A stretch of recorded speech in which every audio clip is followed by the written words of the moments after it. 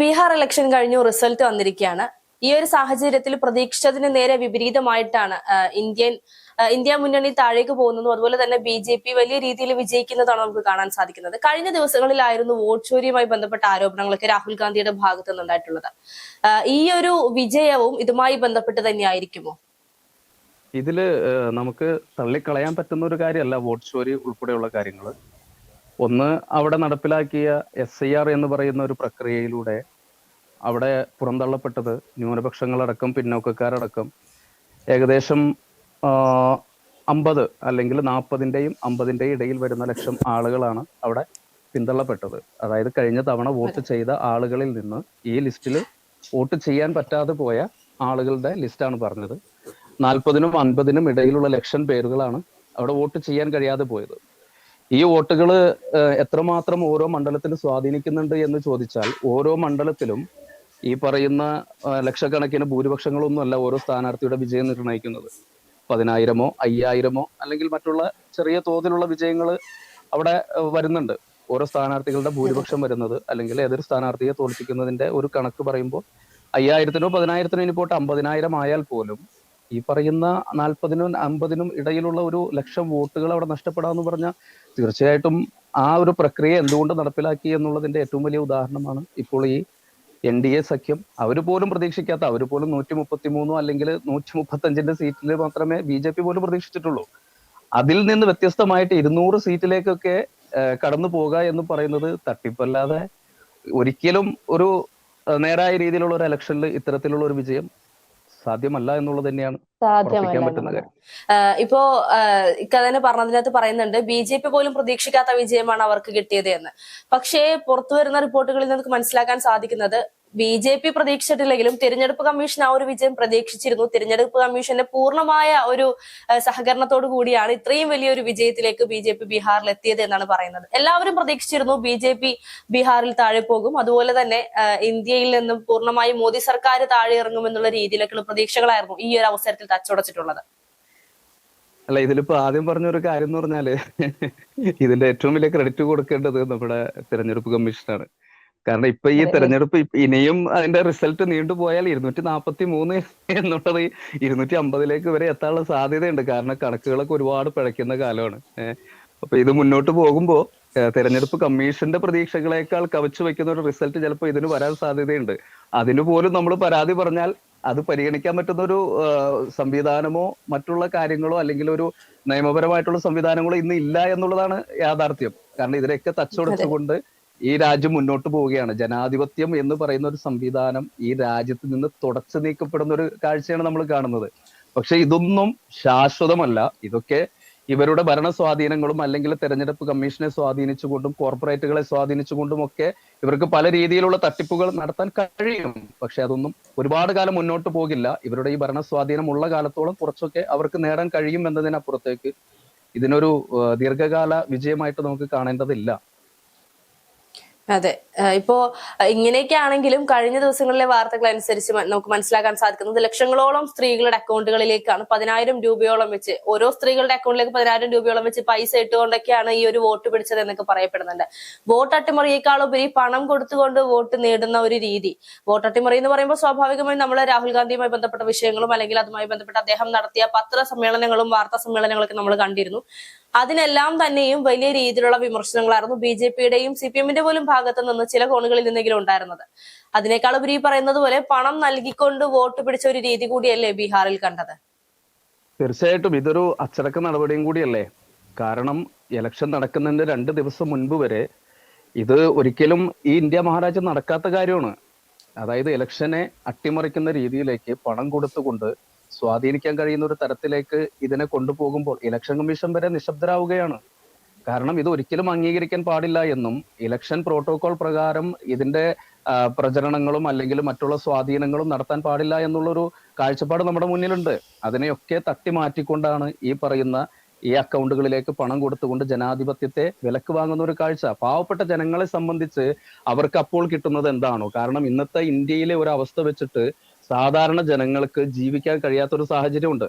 അത്തരം ഒരു സാഹചര്യം നിലനിൽക്കുമ്പോൾ അവർക്ക് ആ നിമിഷം എന്താണോ കിട്ടുന്നത് അതിൽ അവർ വീണു പോകുമെന്നുള്ളത് ഒരു സ്വാഭാവികമായിട്ടുള്ള ഒരു കാര്യമാണ്. അവർ കൂടുതലായിട്ട് വലിയ രാഷ്ട്രീയ ബോധമുള്ളവരൊന്നും ആയിരിക്കണമെന്നില്ല. അവർക്ക് എന്ത് ലഭിക്കുന്നുവോ, ഈ 10,000 രൂപ എന്ന് പറയുമ്പോൾ ബീഹാറിലെ ഏറ്റവും ദരിദ്രമായിട്ടുള്ള ഒരു സംസ്ഥാനമായിട്ടാണ് ബീഹാറിനെ കണക്കാക്കുന്നത് ഇന്ത്യയുടെ ഈ കണക്ക് പ്രകാരം. അത്തരത്തിലുള്ള ഒരു സംസ്ഥാനത്ത് ഒരു 10,000 രൂപ ഒരാൾക്ക് കിട്ടുക എന്ന് പറഞ്ഞാൽ അവർ എത്ര ദിവസം കൂലിവേല ചെയ്താലാണ് അത്രയും ഒരു എമൗണ്ട് കിട്ടുക? സ്വാഭാവികമായിട്ടും അവരുടെ മനസ്സിനൊരു ചാഞ്ചാട്ടം തീർച്ചയായിട്ടും ഉണ്ടാകും. അതൊരു സ്വാധീനം തന്നെയാണ്. പക്ഷേ ഇതിനെ അംഗീകരിച്ചു കൊടുക്കാൻ പാടുണ്ടോ എന്നുള്ളത് നമ്മൾ ആരോടെ ചോദിക്കുക? ഇലക്ഷൻ കമ്മീഷനോടോ അല്ലെങ്കിൽ ഇവിടുത്തെ നിയമവ്യവസ്ഥയോടോ? ഏത് നിയമവ്യവസ്ഥയാണ് ഈ ജനാധിപത്യം സംരക്ഷിക്കാൻ മുന്നോട്ട് വന്നിട്ടുള്ളത്? അവിടെയാണ് നമ്മുടെ ഏറ്റവും വലിയ പ്രസക്തമായ ചോദ്യം. തീർച്ചയായിട്ടും ഒന്നുമില്ല. കാരണം ഇലക്ഷൻ കമ്മീഷൻ പ്രവർത്തിക്കുന്നത് BJP-യുടെ ഘടകകക്ഷിയായിട്ടാണ്. ജ്ഞാനേഷ് കുമാറൊക്കെ അത്തരത്തില് മോദിയേക്കാൾ വലിയ BJP ഭക്തി കാണിക്കുന്ന ആളാണ് ജ്ഞാനേഷ് കുമാർ. അതിലെന്താ സംശയമുള്ള? അപ്പൊ അവരാരെയാണ് സംരക്ഷിക്കുന്നത്? ഇവിടുത്തെ ജനാധിപത്യത്തെയോ മോദിയെയോ? ഇവരെയൊക്കെ പല രീതിയിൽ പല മേഖലയിൽ ED ആയാലും മറ്റുള്ള സംവിധാനങ്ങളിൽ കുടുക്കിയിട്ടേക്കുന്ന ആളുകളാണ്. അവർക്കൊന്നും വാ തുറന്ന് ഒരു അക്ഷരം മിണ്ടാൻ പറ്റില്ല. അതാണ് പ്രശ്നം. അതെ, തീർച്ചയായിട്ടും. ഇപ്പോ അധികാരമോഹികളായിട്ടുള്ള രാഷ്ട്രീയക്കാര് ജനാധിപത്യത്തെ പോലും വെല്ലുവിളിച്ചുകൊണ്ട്, അല്ലെങ്കിൽ ജനാധിപത്യം ഒന്നുമല്ലാതെ ആക്കി തീർത്തുകൊണ്ടാണ് ഈ പറയുന്ന ബീഹാർ ഇലക്ഷൻ ആണെങ്കിലും ഇപ്പോൾ കണ്ടിരിക്കുന്നത്. അതിനു മുൻപുള്ള ഹരിയാനയിലുള്ള ഇലക്ഷൻ ആണെങ്കിൽ പോലും ആ ഒരു സമയത്ത് രാഹുൽ ഗാന്ധി ഉന്നയിച്ച കുറെ കാര്യങ്ങളുണ്ടായിരുന്നു. ഇലക്ഷൻ കമ്മീഷനെ മുൾമുനയിൽ നിർത്തിയ കാര്യങ്ങൾ. അതിന് പിന്നാലെ ബീഹാർ ഇലക്ഷനോടനുബന്ധിച്ച് വീണ്ടും ഇത്തരത്തിലുള്ള സത്യങ്ങളും തെളിവുകളും പുറത്തേക്ക് കൊണ്ടുവരുന്ന ഒരു രീതി ഉണ്ടായിട്ട് പോലും അദ്ദേഹത്തെ വലിയ രീതിയിൽ ക്രൂശിച്ചിരുന്നു പലരും. പക്ഷെ ഇന്ന് അദ്ദേഹം പറഞ്ഞ കാര്യങ്ങളെല്ലാം ശരിയായിക്കൊണ്ടിരിക്കുകയാണ്. പക്ഷേ ഇങ്ങനെയൊക്കെ ആണെങ്കിൽ പോലും ഇനി എന്ത് ചെയ്യാൻ സാധിക്കും കോൺഗ്രസിനെ കൊണ്ട് അല്ലെങ്കിൽ ഇന്ത്യ മുന്നണിയെ കൊണ്ട്? കാരണം BJP അധികാരത്തിൽ വരുന്ന ഒരു സാഹചര്യമാണ്. സ്വാഭാവികമായും ഇനി ഇന്ത്യ മുന്നണിക്കോ അല്ലെങ്കിൽ കോൺഗ്രസിന് വളരാൻ BJP സർക്കാർ അനുവദിക്കില്ല എന്നുള്ളത് പച്ചയായ സത്യമാണ്. ഇനി എന്തായിരിക്കാം അപ്പൊ ഇനി അടുത്തൊരു കോൺഗ്രസിന്റെ നീക്കം എന്ന് പറയുന്നത്? അല്ല, ഇതില് നമ്മൾ എടുത്തു പറയേണ്ട ഒരു കാര്യം എന്ന് പറഞ്ഞാൽ രാഹുൽ ഗാന്ധി ഉന്നയിച്ച വിഷയങ്ങൾ അതിനെ ഒരു ട്രോളായിട്ടും അല്ലെങ്കിൽ പപ്പു എന്നുള്ള ഒരു ലേബലിലേക്കും ഇവിടുത്തെ രാഷ്ട്രീയ പാർട്ടികൾ, അതിൽ കേരളത്തിലെ അടക്കം പ്രമുഖ രാഷ്ട്രീയ പാർട്ടികൾ അത്തരത്തിൽ അതിനെ സമീപിക്കുമ്പോൾ, കേരളത്തിൽ ഇത്രയും പക്വതയുള്ള ഒരു സമൂഹം ആ രീതിയിൽ അതിനെ സമീപിക്കുമ്പോൾ മറ്റുള്ള സംസ്ഥാനങ്ങളിൽ എങ്ങനെ സമീപിക്കും എന്നുള്ളത് നമ്മളൊന്ന് ചിന്തിച്ചു നോക്കണം. കാരണം രാഹുൽ ഗാന്ധി ഉന്നയിച്ച ഒരു വിഷയങ്ങൾ എന്ന് പറയുന്നത് പഠിച്ചതിന് ശേഷം 6 മാസത്തെ കാലാതാമസം കൊണ്ട് അതിൽ നിരവധി ആളുകളെ അതിന്റെ ഭാഗവാക്കാക്കിക്കൊണ്ട് ഒരു വോട്ടർ പട്ടിക, ലക്ഷക്കണക്കിന് ആളുകളുടെ വോട്ടർ പട്ടിക പരിശോധിക്കുക എന്ന് പറയുന്നത് അത്ര പോസിബിൾ ആയിട്ടുള്ള കാര്യമൊന്നുമല്ല. മാസങ്ങളോളം അതിന് എഫർട്ട് എടുത്തുകൊണ്ട് ഈ കൊടുത്ത തെളിവുകളൊക്കെ ഇവർക്ക് എന്ത് കാരണത്താലാണ് ഇവർ നിഷേധിക്കുന്നത്? കാരണം വ്യക്തമായിട്ടുള്ള തെളിവുകൾ, ഇരട്ട വോട്ടുകൾ ഒരാളുടെ പേരിൽ അല്ലെങ്കിൽ ഒരു റൂമിന്റെ പേരിൽ 500-ൽ പരം വോട്ടുകൾ, 2000-ൽ പരം വോട്ടുകൾ, ഇതാ വോട്ടർ പട്ടികയിൽ ഉള്ളതല്ലേ രാഹുൽ ഗാന്ധി ചൂണ്ടിക്കാണിച്ചത്? അതില്ല എന്ന് ഇവർക്ക് വാദിക്കാൻ പറ്റുമോ? പക്ഷേ ഇതിനെ അംഗീകരിക്കുന്ന ഒരു സംവിധാനം അതാര് അംഗീകരിക്കും? ഇവിടുത്തെ പൊതുജനങ്ങൾ അംഗീകരിച്ചാൽ തന്നെ ഇതിനെ നിയമപരമായിട്ട് കൈകാര്യം ചെയ്യേണ്ടത് ആരാണ്? ഇലക്ഷൻ കമ്മീഷനെ പോലെയുള്ള ഈ BJP-യുടെ B ടീമായിട്ട് പ്രവർത്തിക്കുന്നവർ രാഹുൽ ഗാന്ധിയുടെ വാക്കിന് വില കൽപ്പിക്കുമോ? ഒരിക്കലും കൽപ്പിക്കാൻ പോണില്ല. പിന്നെ കോൺഗ്രസ് തിരിച്ചു വരുമോ എന്നുള്ളൊരു ചോദ്യം നമ്മൾ ഉന്നയിക്കുമ്പോൾ, കോൺഗ്രസ് ഇപ്പൊ രാഹുൽ ഗാന്ധി പ്രതിപക്ഷ നേതാവ് ആകുന്നതിന് മുമ്പ് കോൺഗ്രസിന്റെ അവസ്ഥ എന്തായിരുന്നു? ഇതില് ഞാൻ പറഞ്ഞല്ലോ, ഞാൻ ഇതിനു മുമ്പ് തന്നെ ഞാൻ അതിന്റെ ഒരു ഉത്തരം തന്നു. താൽക്കാലികമായിട്ടൊക്കെ അവർക്ക് ഈ ഭരണത്തിന്റെ സ്വാധീനം കൊണ്ടും ഇലക്ഷൻ കമ്മീഷന്റെ സ്വാധീനം കൊണ്ടും ഇവരുടെ പണത്തിന്റെ സ്വാധീനം കൊണ്ടും കോർപ്പറേറ്റുകളുടെ സ്വാധീനം കൊണ്ടും ഇവർക്ക് ഒരു പരിധിവരെ വിജയിക്കാൻ പറ്റും. പക്ഷെ അത് കാലാകാലത്തേക്കുള്ള ഒരു വിജയമൊന്നുമല്ല. ഇത് കണ്ടിട്ടൊന്നും ഒരു കോൺഗ്രസ്സുകാരനും തളർന്നു പോകേണ്ട ഒരു കാര്യവുമില്ല. ഈ കഴിഞ്ഞ തവണ രാഹുൽ ഗാന്ധി പ്രതിപക്ഷ നേതാവ് ആകും എന്ന് ഞാൻ വിചാരിച്ചതല്ല, എന്റെ വ്യക്തിപരമായ ഒരു അഭിപ്രായം. കാരണം അത്രമാത്രം അട്ടിമറിയാണ് ഈ രാജ്യത്ത് നടക്കുന്നത് എന്നുള്ളൊരു ബോധ്യമുള്ളത് കൊണ്ട്, ഈ രാഷ്ട്രീയത്തെ ഏകദേശം ഒന്ന് വീക്ഷിക്കുന്നത് കൊണ്ടും ഈ രാഹുൽ ഗാന്ധി ഓപ്പോസിഷൻ ലീഡർ ആവുന്നത് ഞാൻ പ്രതീക്ഷിച്ചതല്ല. ആ സ്ഥാനത്ത് നിന്ന് രാഹുൽ ഗാന്ധി ഈ രാജ്യത്തിന്റെ പ്രതിപക്ഷ നേതാവായിട്ട് വന്നിട്ടുണ്ടെങ്കിൽ തീർച്ചയായിട്ടും കുറച്ചു കാലത്തേക്ക് ഇവർക്ക് മുന്നോട്ട് പോകാൻ സാധിക്കും. അത് പണത്തിന്റെയും രാഷ്ട്രീയത്തിന്റെയും അധികാരത്തിന്റെയും ബലത്തിൽ ഇവർക്ക് നിയമ സംവിധാനങ്ങളൊക്കെ കൂടെ നിൽക്കുന്നത് കൊണ്ട് ഇവർക്ക് അതിന് സാധിക്കുമെന്നല്ലാതെ ഇതൊരു തുടർച്ചയായിട്ട് അല്ലെങ്കിൽ കോൺഗ്രസിനെ എന്നേക്കുമായിട്ട് അവസാനിപ്പിച്ച് കളയാം എന്നുള്ളൊരു ധാരണയൊന്നുമില്ല. അതൊന്നും നടക്കാനും പോകുന്നില്ല. കോൺഗ്രസും ഈ രാജ്യത്ത് അസ്തമിക്കാൻ പോകുന്നില്ല എന്നുള്ളതാണ് യാഥാർത്ഥ്യം. യാഥാർത്ഥ്യം. പക്ഷേ ഇപ്പോ ഈ ഒരു വിഷയം കണ്ടപ്പോൾ, ഈ 10,000 രൂപ വെച്ച് സ്ത്രീകൾക്ക് നൽകുന്ന ഒരു സ്കീമൊക്കെ ഞാൻ കണ്ടപ്പോൾ എന്റെ മനസ്സിലേക്ക് പെട്ടെന്ന് വന്നത് ഈ ഒരു അവസാന നിമിഷത്തിൽ പിണറായി വിജയൻ കേരളത്തിലെ ജനങ്ങൾക്ക് വേണ്ടി നൽകിയിട്ടുള്ള ചില വാഗ്ദാനങ്ങളായിരുന്നു. ഈ ക്ഷേമ പെൻഷൻ പോലുള്ള പദ്ധതികളും അതുപോലെ ജനങ്ങൾക്ക് പണം കിട്ടുന്ന രീതിയിൽ. ഇപ്പൊ നമുക്കറിയാം കേരളത്തിലാണെങ്കിലും വലിയ രീതിയിലുള്ള വിലക്കയറ്റമൊക്കെ നിൽക്കുന്ന സാഹചര്യമാണ്. സ്വാഭാവികമായിട്ട് ഇത്രയും ഈ ഒരു പണം ഇത്രത്തോളം ഇപ്പൊ ക്ഷേമ പെൻഷൻ പോലുള്ള പെൻഷനുകളുടെയൊക്കെ ഉയർച്ച സ്വാഭാവികമായും ജനങ്ങളെ സ്വാധീനിക്കുമെന്നുള്ളത് തന്നെയാണ്. ഇതും കേരളത്തിൽ ഈ ഒരു സ്ട്രാറ്റജി ഉപയോഗിക്കാനാണോ? അല്ല, തീർച്ചയായിട്ടും ഈ കേരളത്തിൽ 10,000 ഒന്നും കൊടുക്കണ്ട. ഞാനിപ്പോ നേരത്തെ നമ്മൾ ചർച്ച ചെയ്തതുപോലെ ബീഹാറിലെ ജനങ്ങൾക്ക് 10,000 രൂപ കൊടുത്തപ്പോ ഞാൻ ചോദിച്ചു എത്ര ദിവസം അവർ കൂലിവേല ചെയ്യണമെന്ന്. കേരളത്തിലെ ജനങ്ങൾ ഒരു കിറ്റ് കണ്ടുകൊണ്ട് മാത്രം കഴിഞ്ഞ തവണ ഭരണം കൊടുത്തതാ ഈ കേരളത്തിലെ ഭരണം ഇപ്പോൾ പിണറായി വിജയന്. കേവലം ഒരു കിറ്റ് കൊണ്ട് എത്ര ദിവസം നമുക്ക് കഴിയാൻ പറ്റും? 2 3 അല്ലെ വേണ്ട, ഒരാഴ്ച കഴിയാൻ പറ്റുമെന്ന് വിചാരിക്കാം. അതിനപ്പുറത്തേക്കുള്ള എന്താണ് അവർക്ക് ആ കിറ്റ് കൊണ്ടുണ്ടായ ലാഭം?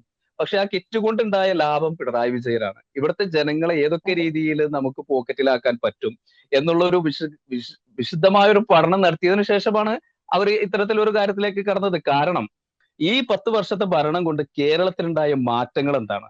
എന്താണ് സാധാരണക്കാരന്റെ ജീവിത നിലവാരത്തിൽ മെച്ചപ്പെട്ട ഒരു ഗുണം ഉണ്ടായിരിക്കുന്നത്? എന്താണ് അവരുടെ ജീവിത സാഹചര്യത്തിൽ എന്തെങ്കിലും ഗുണങ്ങൾ മെച്ചപ്പെട്ടിട്ടുണ്ടോ? അവരുടെ നിത്യവരുമാനത്തിൽ എന്തെങ്കിലും മെച്ചപ്പെട്ടിട്ടുണ്ടോ? അതൊക്കെ പോട്ടെ, നിത്യോപയോഗ സാധനങ്ങളായ ഈ പറയുന്ന പലചരക്ക് സാധനങ്ങൾ, ഏറ്റവും ചുരുങ്ങിയത് അരി ആയിക്കോട്ടെ, പഞ്ചസാര ആയിക്കോട്ടെ, ചായപ്പൊടി ആയിക്കോട്ടെ, ഈ 3 കാര്യങ്ങളാണ് ഏറ്റവും കൂടുതൽ നമ്മൾ യൂസ് ചെയ്യുന്നത്. ഈ കഴിഞ്ഞ അതെ 10 കൊല്ലത്തിന്റെ ഇടയ്ക്ക്, ഈ 10 കൊല്ലത്തിന് മുൻപും ഈ പിണറായി വിജയന്റെ ഭരണം വന്നതിന് ശേഷവും ഇവിടുത്തെ ജനങ്ങളുടെ അവസ്ഥ എന്താണ്? ഒരു കിറ്റ് കണ്ടുകൊണ്ട് മാത്രം വോട്ട് ചെയ്യുന്ന അവസ്ഥയിലേക്ക് കേരളത്തില് ദാരിദ്ര്യം വന്നു എന്നുള്ളതാണ് അതിന്റെ തെളിവ്. ഈ അവസ്ഥയിൽ കേരളം ഇത്തരത്തിലൊരു മാറ്റത്തിന് തയ്യാറായി എങ്കിൽ മറ്റുള്ള സംസ്ഥാനത്തെ ജനങ്ങൾ ഏത് രീതിയിൽ തയ്യാറാകും? ഇത്രയും വരുമാനമുള്ള, അല്ലെങ്കിൽ ഇത്രയും ജീവിക്കാൻ കുറച്ചുകൂടി മെച്ചപ്പെട്ട ഒരു സംവിധാനമുള്ള കേരളത്തിലെ ജനങ്ങൾ ഒരു കിറ്റിൽ വീണെങ്കിൽ ഈ 10,000 രൂപ കൊടുത്ത ബീഹാറിലെ ജനങ്ങൾ വീഴില്ല എന്ന് നമുക്ക് വിശ്വസിക്കാൻ പറ്റുമോ? അതൊരു അതെ ഘടകമാണ്. അതെ പക്ഷേ അവിടെ SIR ഉൾപ്പെടെയുള്ള, പണത്തിന്റെ സ്വാധീനം ഉൾപ്പെടെയുള്ള, വോട്ട് ചോരി ഉൾപ്പെടെയുള്ള വിവാദങ്ങൾ, ഇപ്പൊ നമുക്ക് ബീഹാറിൽ SIR നടപ്പിലാക്കിയതിന് ശേഷം അവിടെ ഫൈനൽ വോട്ടർ പട്ടികയിൽ നിന്ന് 2 ലക്ഷത്തോളം വോട്ടുകൾ അധികം പോൾ ചെയ്തു എന്നാണ് പറയപ്പെടുന്നത്. SIR ഫൈനൽ പട്ടികയിൽ നിന്ന്. ഇതൊക്കെ എവിടെ നിന്നാണ് വരുന്നത്? ഏഹ് ഇതൊക്കെ നമ്മൾ ചിന്തിക്കണ്ടേ? അപ്പൊ ഇത് കേരളത്തില് അതെ ഒരു പെൻഷൻ 10,000 രൂപ കൊടുക്കുക. ഇവർക്ക് കാലാകാലങ്ങളായിട്ട് ഇവർ പറയുന്ന ഒരു കാര്യമാണ്, പെൻഷൻ കൊണ്ടുവന്നത് ഞങ്ങളാണ്, പെൻഷനാണ്. ഇവരെങ്ങനെയാണ് ഈ പെൻഷൻ കൊടുക്കുക? കേരളത്തിൽ ഇപ്പോഴുള്ള സാമ്പത്തിക കടം എത്രയാണ്? ഒരു സംസ്ഥാനത്തിന്റെ സാമ്പത്തിക കടം എത്രയാണ്? 2,000 കോടി അല്ല വായ്പ കടം എടുക്കാണ് ഇപ്പോൾ ഈ വീണ്ടും. പറയുന്ന അതെ ഈ പറയുന്ന പെൻഷൻ അല്ല, കുടിശ്ശിക കൊടുത്തു തീർക്കാൻ വേണ്ടി മാത്രം എത്രയോ കോടി രൂപ കടം മേടിച്ചിട്ടാണ് പിണറായി സർക്കാർ അത് ചെയ്യാൻ പോകുന്നത്. സ്വാഭാവികമായും പെൻഷൻ അധികരിപ്പിക്കുമ്പോൾ കഴിഞ്ഞ ദിവസങ്ങളിലായിട്ട് ചില കോൺഗ്രസ് നേതാക്കന്മാർ പറഞ്ഞതുപോലെ തന്നെ ഇത് യഥാർത്ഥത്തിൽ അടുത്ത തെരഞ്ഞെടുപ്പിന് ശേഷം പിണറായി സർക്കാർ താഴെ പോവുകയാണെങ്കിൽ കോൺഗ്രസിന് ബാധ്യത വരുത്തി വെക്കുന്ന, അല്ലെങ്കിൽ ആരാണോ അധികാരത്തിൽ വരുന്നത് അവർക്ക് ബാധ്യത വരുത്തി വെക്കുന്ന ഒരു നീക്കങ്ങളാണ് പിണറായി സർക്കാരിന്റെ ഭാഗത്ത് നിന്നുള്ളത് എന്നത്.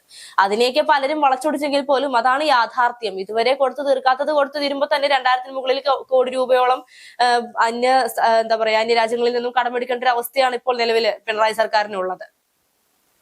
അത് ഞാനിപ്പോ അത് പറഞ്ഞത്, ഇപ്പൊ നമ്മൾ ഈ പെൻഷൻ കൊടുക്കാൻ 2,000 രൂപ കടമെടുക്കുന്നു.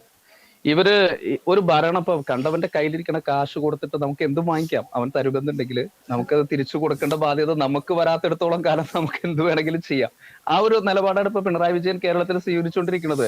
സഹകരണ ബാങ്കിൽ നിന്ന് മാക്സിമം വലിക്കുക, മറ്റേ കറണ്ട് ബില്ല് ഉൾപ്പെടെയുള്ള സംവിധാനങ്ങളിലൂടെ മാക്സിമം വലിക്കുക, മറ്റേ കടമെടുത്തുകൊണ്ട് ജനങ്ങൾക്ക് പെൻഷൻ കൊടുക്കുക. ഈ പെൻഷൻ കൊടുക്കേണ്ട ഒരു കാര്യം ഇവരെ സംബന്ധിച്ച്, ഇപ്പോ ഞാൻ അതിനൊരു ഉദാഹരണം പറഞ്ഞുതരാം. ഇപ്പൊ ഈ കഴിഞ്ഞ ദിവസം മുഖ്യമന്ത്രി ഒരാളെ ഫോൺ വിളിച്ച് സംസാരിച്ച ഒരു കാര്യമുണ്ട്. 8 വർഷത്തെ കുടിശ്ശികയാണ് പെൻഷനായിട്ട് കൊടുത്തത്. അതായത് കഴിഞ്ഞ 10 വർഷക്കാലം ഭരണം നടത്തിയിട്ട് ഒരു പ്രായമായിട്ടുള്ള ഒരാളുടെ, അയാളുടെ പേര് ഞാൻ മറന്നുപോയി, ഞാനത് വീഡിയോ ചെയ്തിട്ടുണ്ടായിരുന്നു. 8 വർഷത്തെ കുടിശ്ശിക അല്ലേ എന്ന് പിണറായി വിജയൻ അങ്ങോട്ട് ഫോൺ വിളിച്ച് ചോദിക്കുകയാണ്. പേപ്പർ കയ്യിൽ കിട്ടിയില്ല, അതല്ലേ ഏറ്റവും വലിയ ഉറപ്പ്. ഇനിയിപ്പോ അടുത്തൊരു ഭരണം, ഇനിയിപ്പോ ഞാൻ ഇത് പറയുമ്പോൾ വിചാരിക്കും ഇനി അടുത്ത ഭരണവും പിണറായി വിജയന്റെ ആണ് എന്നൊക്കെ വിചാരിച്ച് കളയല്ലേ. ഞാൻ പറയുന്നത് ഒരു ഉദാഹരണം പറയാണ്. അപ്പൊ അടുത്ത ഭരണം പിണറായി വിജയൻ വന്നു എന്ന് വിചാരിക്കാം, ഇവർക്ക് ആ പെൻഷൻ കൊടുക്കേണ്ട കാര്യമില്ലെന്നേ. ഇവരാ പെൻഷൻ ഇപ്പൊ ഈ 10 കൊല്ലത്തിൽ 8 കൊല്ലം കുടിശ്ശികയാക്കിയെങ്കിൽ ഇനി അടുത്ത ഒരു 5 കൊല്ലത്തേക്ക് അവർക്ക് 4.5 കൊല്ലം കുടിശ്ശികയാക്കുന്നതിന് ഒരു പ്രശ്നമില്ലെന്നേ. അവർക്ക് ഇലക്ഷൻ വരാൻ നേരത്ത് പെൻഷൻ കൊടുത്ത ഞങ്ങൾ പെൻഷൻ കൊടുത്തു എന്ന് ജനങ്ങളോട് വിളിച്ചു പറഞ്ഞ് ജനങ്ങൾ എന്താ വിചാരിക്കുക? ജനങ്ങളെ വിഡ്ഢികളാക്കിക്കൊണ്ടിരിക്കുകയല്ലേ ഇവര്. ശരിക്കും പറഞ്ഞ അതെ കടമെടുത്തുകൊണ്ടാണ് ഇത് തരുന്നതെന്നും, ജനിച്ചു വീഴുന്ന ഒരു കുട്ടിക്ക് 1,40,000 രൂപയുടെ മുകളിൽ ബാധ്യതയായിട്ടാണ് ജനിച്ചു വീഴുന്നതെന്നും നമ്മൾ ഈ ജനങ്ങളോട് പറഞ്ഞ് ജനങ്ങൾക്ക് അത് സ്വീകരിക്കേണ്ട കാര്യമില്ല. കാരണം ജനങ്ങൾ നോക്കുമ്പോൾ അതെ ഞങ്ങൾ 1,40,000 എടുത്ത് കയ്യിൽ നിന്ന് കൊടുക്കേണ്ട ആവശ്യമില്ലല്ലോ, ഞങ്ങൾക്ക് പെൻഷൻ കിട്ടുന്നുണ്ടല്ലോ. അതായത് ഒരു പെൻഷൻ കിട്ടിയില്ലെങ്കിലോ, ഒരു കിറ്റ് കിട്ടിയില്ലെങ്കിലോ, ഒരു നേരത്തെ ആഹാരം കിട്ടിയില്ലെങ്കിൽ പോലും ഇവിടെ പട്ടിണിയാകുന്ന ഒരു കാലത്തിലേക്ക് ശരിക്കും പറഞ്ഞ പിണറായി വിജയന്റെ ഭരണം കൊണ്ടുപോയി എന്ന് തന്നെ പറയാം. അതാണ് യഥാർത്ഥ വസ്തുത. അതെ, അപ്പൊ എന്തായാലും ബീഹാറിലെ തെരഞ്ഞെടുപ്പിൽ ഇനി കോൺഗ്രസിന്റെ നീക്കങ്ങൾ എന്തൊക്കെയാണ്, അല്ലെങ്കിൽ ഇനി എങ്ങനെയാണ് കോൺഗ്രസ് പ്രതികരിക്കാൻ പോകുന്നത് എന്നുള്ളത് കാത്തിരുന്ന് കാണേണ്ടത് തന്നെയാണ്.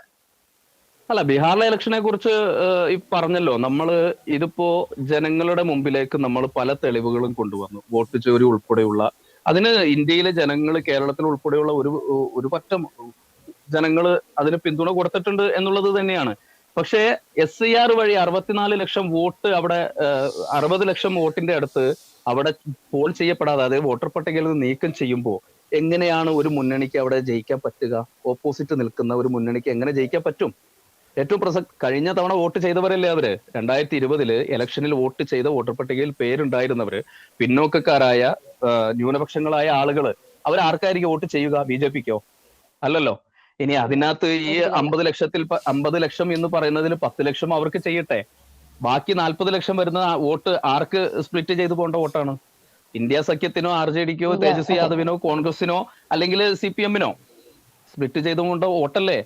ഒരു മണ്ഡലത്തിൽ 5000-നും 10,000-നും ഇടയിലാണ് ജയിച്ചതെങ്കിൽ അതിന്റെ ഇരട്ടിയുടെ ഇരട്ടി വോട്ട് ഇവിടെ കട്ട് ചെയ്യപ്പെട്ടേക്കാണ്. അപ്പൊ അതിനെക്കുറിച്ച് വിശദമായിട്ടുള്ള ഒരു പഠനത്തിന്റെ ഒന്നും ഒരു ആവശ്യമില്ല. ഇത് ഏത് രീതിയിൽ വോട്ട് ചോരി നടന്നു എന്നുള്ളത് അധികം താമസിയാതെ പുറത്തു വരും. അതിനുള്ള ശ്രമങ്ങൾ നടക്കുന്നുണ്ട്. അത്രേ ഉള്ളൂ. ഓക്കെ, ശരി, താങ്ക് യു.